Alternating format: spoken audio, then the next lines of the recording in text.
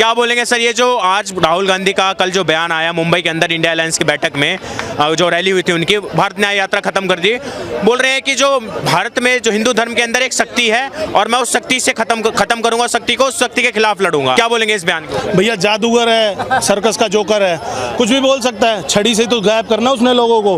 कभी वो कहता है हिंदुत्व को खत्म कर दूंगा, जादूगर ही कर सकता है ऐसा, काले टोटके करने वाला ही कर सकता है। 100 करोड़ हिंदुस्तानियों के दिल से हिंदुत्व खत्म तो वो कर नहीं पाएगा। भैया देखो, सबसे बड़ी बात है पत्रकारों की सबसे बड़ी कमियां पता है क्या है आज की डेट में? मोदी जी का कंपेयर कर रहे हो जोकर के साथ।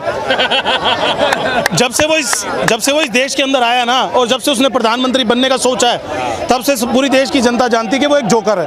आप जोकर का कंपेयर पता है किससे करते हो? जिसे पूरी दुनिया, पूरा विश्व, पूरा वर्ल्ड शेर मानता है। आपने देखा होगा कभी कोई जो बाइडेन प्रेसिडेंट पीछे से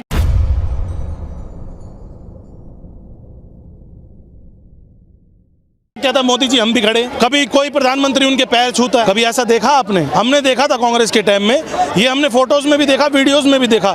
यासीन मलिक जिसने हिंद कश्मीरी पंडितों का, एयरफोर्स के ऑफिसरों का नरसंहार किया, जो आज तिहाड़ जेल में बंद है, उसे मनमोहन सिंह के यहाँ बुलाया गया, सोनिया सरकार कांग्रेस सरकार के अंदर, उसको साथ में बिठाया गया। आप देखो ना किसका कंपेयर किससे हो रहा है। जो पार्टी आतंकवादियों को आज तक सपोर्ट करती आई है, जो पार्टी आज तक देश विरोधी जितने तत्व हैं उनको सपोर्ट करती आई, क्या ये इस पार्टी ने कभी देखा कि लाल बहादुर शास्त्री की मृत्यु होने के बाद उसकी कार्रवाई करनी चाहिए थी? क्या उस पार्टी ने ये देखा कि 1947 का जो बंटवारा? बात सुन लो भाई साहब। कश्मीर में बीजेपी ने किस आतंकवादी पार्टी के साथ चुनाव लड़के अपने मुख्यमंत्री बनाए थे? बता दे भैया। किस आतंकवादी पार्टी के साथ? अब वो बताएंगे ना, बता दीजिए। अरे भैया यही तो कह रहे हैं कि आतंकवादी। बड़ा अच्छा रिप्लाई है ये भाई। बात करना चाह रहे हैं महबूबा मुफ्ती के लिए। जब भाजपा की सरकार बनी उन्हें महबूबा मुफ्ती को समर्थन दिया। इन्होंने कहा है उस आतंकवादी जो पत्थरबाज थी उसको समर्थन दिया, ये तो याद है। लेकिन महबूबा मुफ्ती, एक मिनट, महबूबा मुफ्ती आतंकवादी है? ये कह रहे हैं कि आपने बोला, मैंने नहीं कहा। तो कल वो राहुल गांधी के साथ मंच कैसे साझा कर रही थी मुंबई के अंदर? सुनिए, इन्होंने कहा ये आतंकवादी को बढ़ावा देती थी कांग्रेस, ये बोल रहे भाई साहब। तो मैंने भाई साहब से ये कहा, ये जो भैया बात बोल रहे हैं ना कि महबूबा मुफ्ती वाली, तो मैं इन भैया को एक बात बता दूं, कांग्रेस जब से शासन करती आई है, जितने टाइम पे करती आई है, आपने एक आंदोलन देखा कोई बॉम्ब ब्लास्ट के खिलाफ करवाया हो उन्होंने? आपने एक आंदोलन देखा आतंकवाद के खिलाफ उन्होंने कराया हो? आपने एक आंदोलन देखा 84 के दंगों के खिलाफ उन्होंने भाई नहीं जाते ना, सीधा बात है भैया। देखो आप लोग गुमराह हो। जब हमारे पे पाप चढ़ जाता है ना, हम सारे हिंदू हैं भाई, बिल्कुल, हमसे कोई गलत पाप हो जाता है हम कहाँ जाते हैं? गंगा जी। कांग्रेस से जितने पाप हुए हैं वो बीजेपी में आके धोना चाहते हैं, क्योंकि उन्हें भी लगता है कि बीजेपी पार्टी साफ पार्टी है। ये बात मेन है। अच्छा। और जो छोड़ के जाता है ना, पता है क्यों जाता है? किसी को एमएलए की टिकट नहीं मिलती, किसी को मंत्रालय नहीं मिलता, तब वो छोड़ के जाते हैं, क्योंकि उनका स्वार्थ होता है वहाँ पे। ये कारण रहता है। तो मेरे कहने का मतलब ये भी है, तो ब्रजभूषण सिंह को बाहर क्यों कर दिया? अगर वो कब बाहर कहलाते हो, बीजेपी से बाहर कब कर दिया? उसके बारे में एक मिनट सर, ब्रजभूषण सिंह जी को बाहर कब कर दिया गया? टिकट कैंसिल कर दी उनकी। बाहर नहीं, बीजेपी से बाहर नहीं हुए। केसरगंज से उनकी टिकट कैंसिल कर दी। तो वसुंधरा राज्य को भी हटा दिया भाई। अगर गंगा ही दिया, वसुंधरा राज्य को भी हटाया, बाहर कर दिया है। गंगा क्यों नहीं लाया? बात कर रहे हैं ना आप, सुनिए गंगा की बात, आप पूरी करने ही नहीं देते, फिर आप बोलने लग जाते हो। आप एक बात सुनो, आप एक बात सुनो, आप चाहे किसी पार्टी का सपोर्ट करो, किसी का भी विरोध करो, सिर्फ इतना बताओ, अगर आज ये 100 करोड़ हिंदुस्तानी एक होकर मोदी जी को वोट डालने की कहते हैं, 400 पार का नारा कहते हैं, तो इससे आपको आपत्ति है कोई? नहीं, क्यों आपत्ति है? खत्म बात, लड़ाई खत्म ना भाई। बात ये नहीं है, आपके बाद बहस कर लेंगे, फिर चुनाव के बाद बहस करेंगे। अच्छा मेरे भैया बताओ, 400 लाना जरूरी क्यों? भाई साहब 364 सीटें मेन लाना इसलिए जरूरी है, आपको बता दूं, आपको ज्ञान बहुत ज्यादा है। सरकार 543 का 1/3, अगर 364 मोदी जी की सरकार ले आती है, बीजेपी ले आती है, तो विपक्ष ना तो सीए में अड़ंगा अड़ा सकता है। विपक्ष पूर्ण बहुमत सरकार का मतलब ये होता है अपने डिसीजन वो खुद ले सकते हैं, उन्हें किसी विपक्ष इस टुकड़े गैंग की जरूरत नहीं है। अब मेरी बात सुनना, एक आपको रामायण की चीज बताता हूँ, रामायण महाभारत जो भी था, सुनो, हिंदू है तो मानेंगे भैया। जब अमृत मंथन ऊपर हो रहा था, सुनना, चाहते तो सारे के सारे देव अमृत निकालते कि नहीं निकालते? रावण राक्षसों की जरूरत क्यों पड़ी? ये राजनीति वही है भैया, इसमें राक्षस और दानव दोनों चाहिए होते हैं, दानव भी और देव भी। राजनीति अगर सारी देवों की हो जाएगी तो ये राजनीति कभी कामयाब नहीं हो सकती। मैं बता देता हूँ, तो राक्षस और देव और राक्षस दोनों चाहिए। सारे राक्षस 26 जो गठबंधन करके बैठे हैं उनमें से कहीं से कोई आपको देव नजर आता है? किसी ने देश की भलाई का कोई काम किया? हर किसी की प्रॉपर्टी चेक करो। आज ये बात करते हैं ना बीजेपी की, मनोहर लाल जी ने भी सीएम से इस्तीफा दिया है। उस बेचारे ने अपना 1-1 रुपया सीएम रहते हुए, बीजेपी के संस्कार देख लेना, 1-1 रुपया पार्टी फंड में दे दिया सारा का सारा। और राहुल गांधी रुपया भी नहीं रखा। और राहुल गांधी ने और विपक्ष ने जब कोरोना में जरूरत थी घरों के अंदर छुपे हुए थे, घरों के अंदर छुपे हुए थे।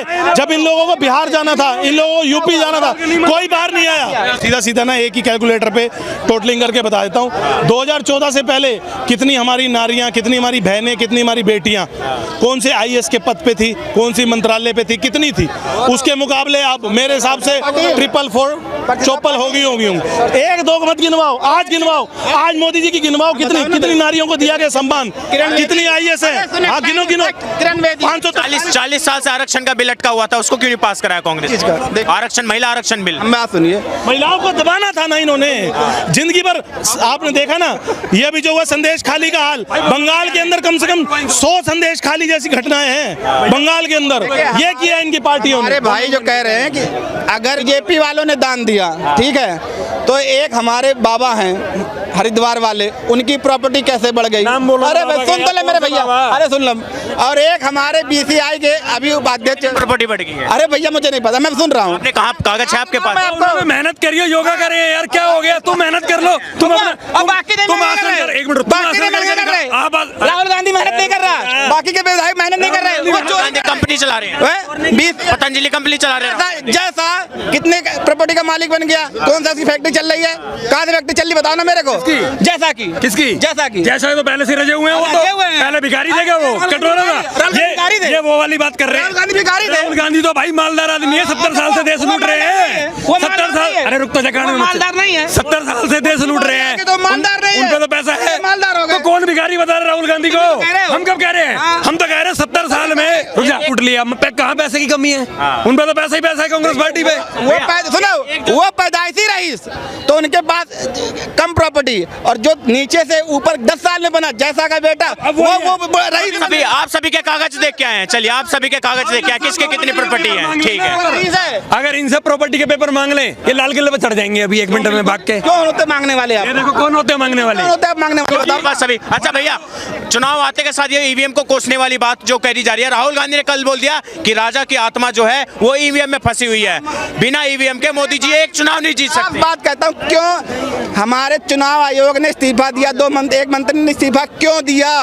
क्यों दिया बता दो, क्यों दे दिया बताओ ना। कोई ना, कोई तो डर होगा, कोई तो प्रभाव। मोदी जी का डर है, अब पता नहीं किसका डर है भाई, किसी का डर हो। अगर मैं अपने पद से इस्तीफा दे रहा हूँ, मेरा कार्यकाल अभी है, तो मुझे इस्तीफा क्यों देने जरूरत है? वाली क्या बात बोलेंगे जो राजा की आत्मा ईवीएम के अंदर समा रखी है? सुनिए, एक आदमी उसको नौकरी करना था, तो उसने एक से कहा कि भाई साहब मुझे नौकरी करा, सुनो भैया मुझे नौकरी पे लगवा दो।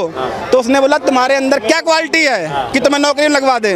तो उसने बोला कि मैं आदमी को देख के बता देता हूँ कि इसके अंदर क्या क्वालिटी है। तो वो राजा के पास ले गया। सुन तो ले मेरी बात, अभी इसने दिया था, बताया नहीं था, तब उस बोले नहीं थे, तो वो राजा के पास ले गया। तो राजा ने कहा कि तुम अस्तबल में लग जाओ। 10 दिन बाद वो आया, राजा ने उस आदमी से पूछा कि बताओ मेरा घोड़ा कैसा है? तो उसने कहा ये दोगला है। तो उसने कहा तुम्हें कैसे पता दोगला है? तो उसने कहा साहब जो घोड़ा होता है वो खड़े खड़े दूध पीता है और ये बैठ के पीता है। तो उसने ईवीएम और मोदी जी से क्या लेना? चले पूरी बात मेरी, हाँ बता तो रहा हूँ, सुनोगे तब समझ में आएगा। तो उसने जिससे घोड़ा लिया था उसको बुलाया, तो उसने पूछा भाई ये तो दोगला है? बोला हाँ भाई इसकी माँ मर गई थी, इसने गाय का दूध पी के पिया है, तो ये ऐसा करता है। तो उसको शाबाशी दी। तो कुछ दिन बाद उसे मंत्री बना लिया। तो जब मंत्री बनाया तो बोला कि अच्छा ये बताओ मेरी बीवी कैसी है? तो उसने बोला तुम्हारी बीवी अगर जान बख्शो मेरी तो मैं बताऊं? तो उसने बोला हम बता रहे हैं। बोला कि तुम्हारी बीवी दोगली, ये कंजड़ है। तो उसने कहा ये कैसे हो जाता है? तो उसने कहा कि मैं बता दूंगा। तो